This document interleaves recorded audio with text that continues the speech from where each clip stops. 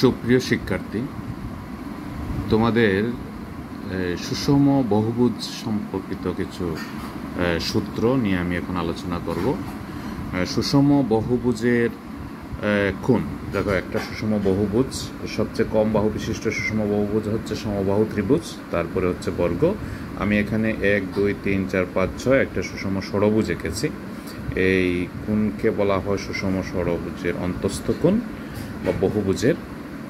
এগুলো হচ্ছে তার বাহু, এটা হচ্ছে তার কেন্দ্র থেকে শীর্ষের দূরত্ব, এগুলো সবগুলোই সমান হয়। আর অন্তস্থ কোণ, আর একটা বাহুকে বর্ধিত করলে যে কোণ উৎপন্ন হয় এটা হচ্ছে বহিস্থ কোণ।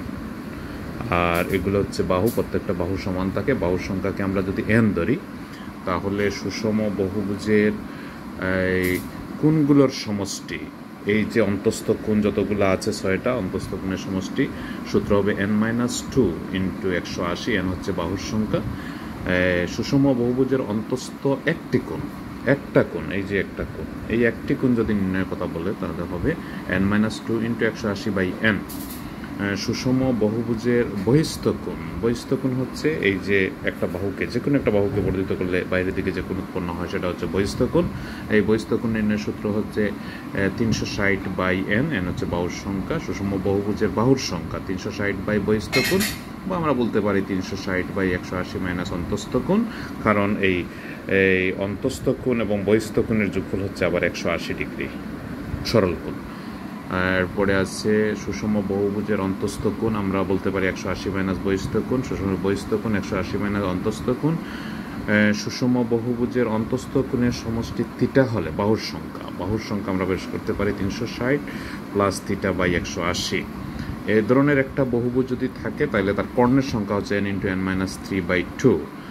আর সুষম বহুভুজের বাহুর দৈর্ঘ্য যদি a হয় তাহলে তার ক্ষেত্রফল হচ্ছে n²/4 cot 180/n।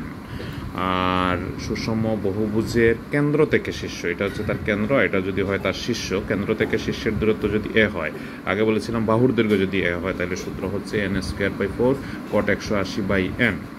আর যদি কেন্দ্র থেকে শীর্ষের দূরত্ব a হয় তাহলে তার ক্ষেত্রফল তখন হয়ে যাবে n²/2 sin 360/n। সুষম বহুভুজের ঘূর্ণন প্রতিসমতা এরকম, প্রতিসমতার মাত্রা হচ্ছে তার বাহুর সংখ্যা সমান। যেমন এটা একটা ষড়ভুজ, তার ঘূর্ণন প্রতিসমতা হবে 6, মাত্রা হবে 6, তার রেখা প্রতিসমতার মাত্রা হবে 6। সুষম বহুভুজের ঘূর্ণন কোণ কত ডিগ্রি করে ঘুরালে তার একই রকম দেখাবে। ঘূর্ণন কোণ হচ্ছে 360 বাহুর সংখ্যা, 360/n। n হচ্ছে বাহুর সংখ্যা।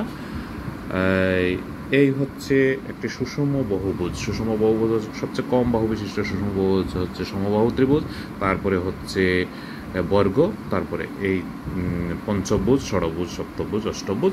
এই সূত্রগুলো যদি মনে থাকে বা মুখস্থ রাখো